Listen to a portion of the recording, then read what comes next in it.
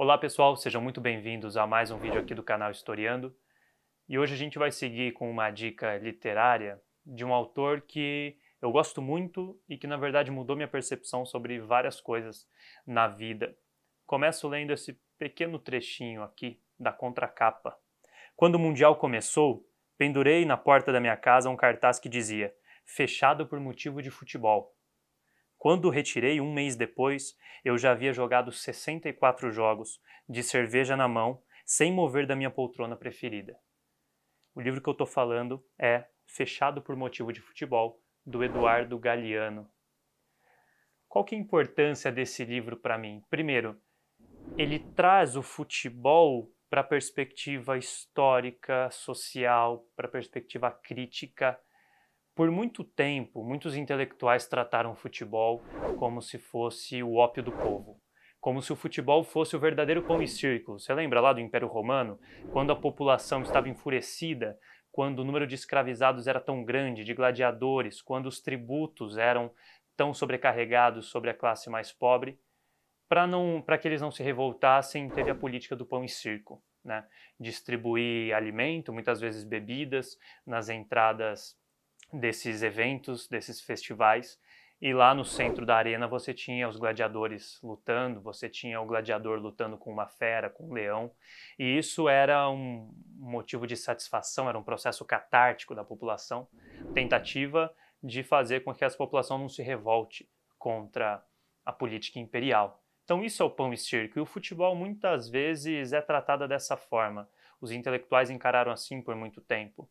Eu acho que o Eduardo Galeano rompe essa barreira de forma maestral, porque ele vai mostrar pra gente que o futebol ele expressa tanta coisa da sociedade que muitas vezes a gente não tem um olhar para aquilo.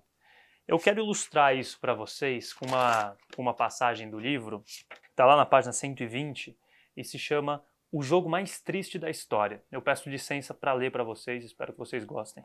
O Jogo Mais Triste da História, 21 de novembro. Em 1973, o Chile era um país prisioneiro da ditadura militar, e o Estádio Nacional tinha se transformado em campo de concentração e em câmara de torturas. A seleção chilena ia disputar contra a União Soviética um jogo decisivo na fase classificatória do Mundial. A ditadura de Pinochet decidiu que o jogo deveria ser disputado no Estádio Nacional, fosse como fosse. Os presos que o estádio prendia foram levados às pressas, e as máximas autoridades do futebol mundial inspecionaram o campo, a grama impecável, e deram sua bênção. A seleção soviética se negou a jogar, comparecendo 18 mil entusiastas que pagaram a entrada e ovacionaram o gol de Francisco Valdés, meteu no arco vazio. A seleção chilena jogou contra ninguém. O Eduardo Galeano tem essa capacidade de ilustrar os processos políticos mais dramáticos, mais horrendos, como é o caso da ditadura do Pinochet, pelo viés do futebol. O futebol, então, surge não apenas como uma distração, como uma paixão, porque ele também é isso. Um processo catártico, é um processo de união, mas o futebol também explica muita coisa da sociedade, explica a política, explica a desigualdade racial, explica a desigualdade social. É só a gente pensar no processo de elitização que aconteceram nos estádios nos últimos 10 anos.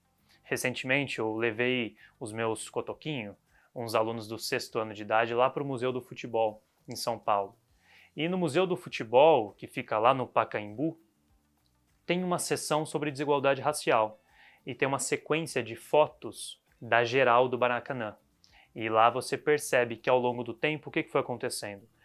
Até por motivos de segurança, e essa normalmente é a desculpa principal, você teve um maior espaçamento entre as pessoas e nas fotos você percebe um branqueamento, né? Esse é um processo muito triste, porque o futebol ele vai ficando cada vez mais elitizado para as pessoas que querem acompanhar de perto. O estádio, que antes era um lugar democrático, era um lugar familiar, ele vai perdendo esse papel, vai se elitizando, vai se gentrificando, e isso é um reflexo muito triste. A gente já vê a diferença do que era o futebol de antigamente para o de hoje. Isso sem um saudosismo de que no passado era melhor, mas precisamos entender que essas mudanças, elas não acontecem sem ninguém pensar. As mudanças são planejadas. Basta a gente tentar entender para onde essas mudanças tentam nos levar. Então indico novamente para vocês Fechado por Motivo de Futebol, do brilhante, genial Eduardo Galeano. Muito obrigado por quem ficou até aqui. Até uma próxima.